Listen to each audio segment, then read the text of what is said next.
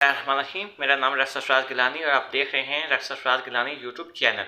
मेरे साथ मौजूद है मेरी मिसेस डॉक्टर सैयदा मेरा सरफराज गिलानी। आइए आज इनसे पूछते हैं इनका क्या टॉपिक है और आपको क्या बताना चाहती हैं। जी डॉक्टर मेरा सर।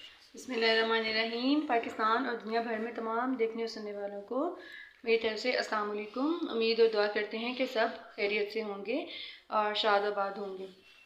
जी, आज का टॉपिक जो है वो एक सोशल टॉपिक है और हम सोच रहे थे कि इसको जो है ना वो आप लोगों के साथ डिस्कस किया जाए और आपकी भी राय ली जाए कि इसमें इस बात में कितनी सच्चाई है और क्या ये दुरुस्त है या नहीं।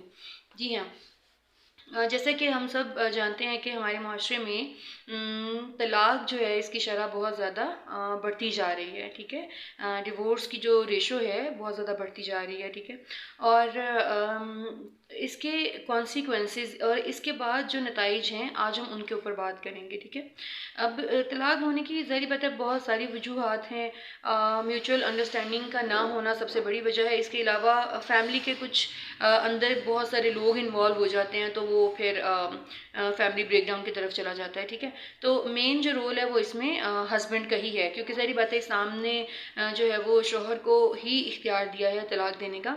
अगर शोहर जो है वो एक मजबूत सतून बन के ज़िंदगी गुजारता है और वो किसी भी मतलब दबाव में नहीं आता, अपनी फैमिली दबाव में नहीं आता, ठीक है, तो उससे पॉसिबल हो सकता है कि ये शरह हमारे माशरे से कम हो सके। ठीक है, लेकिन ये कि हम समझते हैं कि तलाक होने की सबसे बड़ी वजह यही है कि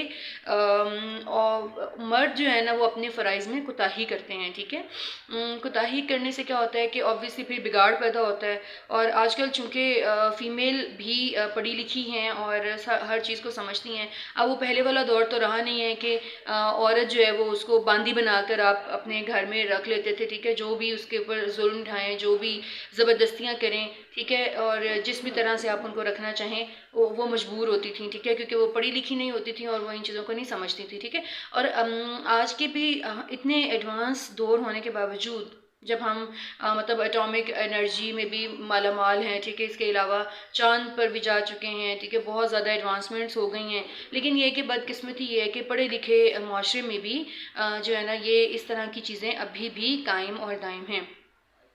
तो इसमें ज़्यादा तो रोल ऑब्वियसली मेल का है। ठीक है, डिवोर्स होने की ज़्यादा शरह जो है ना वो मर्द के ऊपर ही आती है, क्योंकि ज़ाहिर बात है उसी ने देनी है तो होनी है।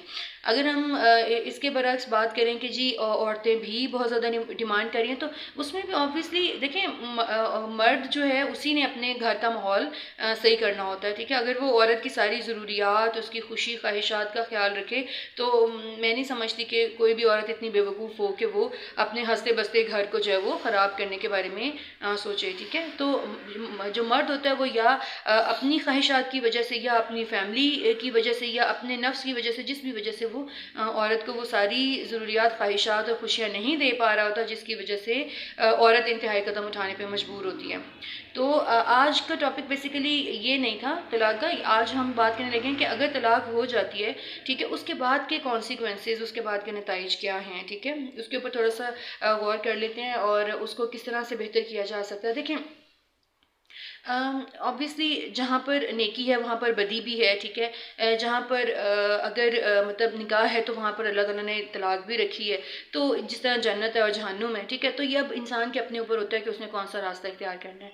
अब अगर हो जाती है, ठीक है, किसी भी वजह से हो जाती है, डिवोर्स हो जाती है, और ख़ास तौर पर देखें अगर सिंगल सिंगल हैं तो फिर तो कोई इशू ही नहीं होता ना। सिंगल मेल है, सिंगल फीमेल है तो नो इशू, वो डिवोर्स हुई नो प्रॉब्लम, वो अगेन मैरी कर लेते हैं, शादी कर लेते हैं, मैरिज मतलब अपनी ज़िंदगी में आगे बढ़ जाते हैं। ठीक है, किसी का कोई नुकसान नहीं होता। ठीक है, उनको अपनी अपनी मर्ज़ी का आगे लाइफ पार्टनर मिल जाता है।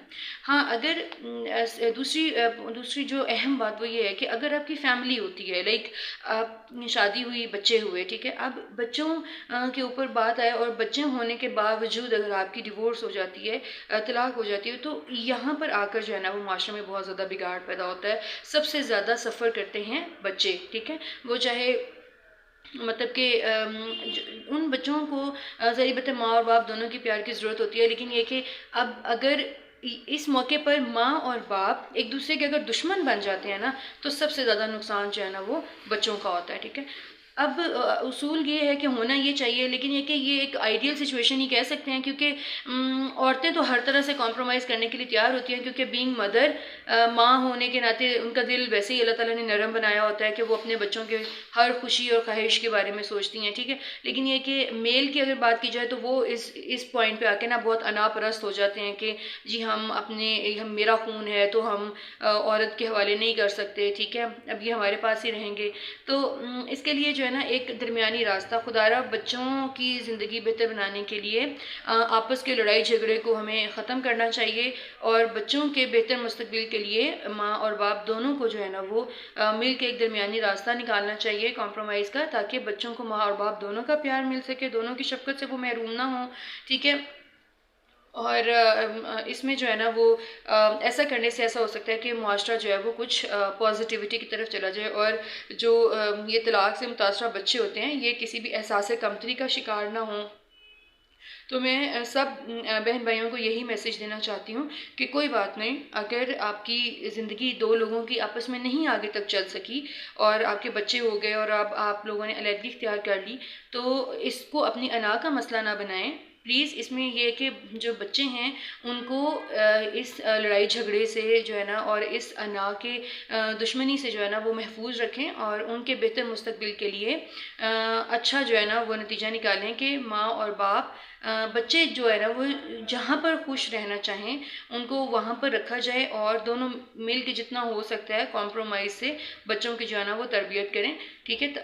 कम से कम उस लेवल तक जब तक बच्चे जो है ना वो एक कामयाब ज़िंदगी नहीं हासिल कर लेते, जब तक उनकी तालीम मुकम्मल नहीं हो जाती, जब तक वो अपने आगे अच्छी जो है ना वो लाइफ नहीं स्टार्ट कर लेते। तो आज का यही मैसेज था। उम्मीद करते हैं कि आपको ये टॉपिक अच्छा लगा होगा। इसके हवाले से अगर आप कोई राय देना चाहें और कुछ शेयर करना चाहें तो ज़रूर कमेंट बॉक्स में आके करिएगा, ठीक है। और हमारी तरफ से आपको बहुत सारी दुआएं, हमें भी दुआ में याद रखिए, और खुश रहें, आबाद रहें। अल्लाह हाफ़िज़।